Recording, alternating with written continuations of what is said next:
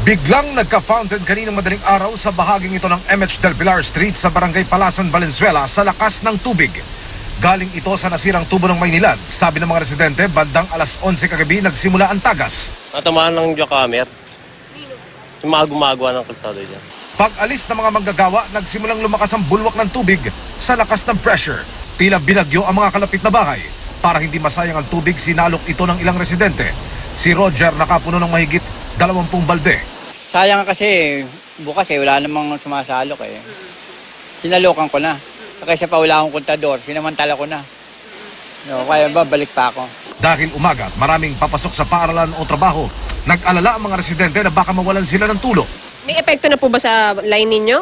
Opo ma'am, medyo may amoy na po, may imborn na po. Tsaka umina na po yung presyo sa bahay.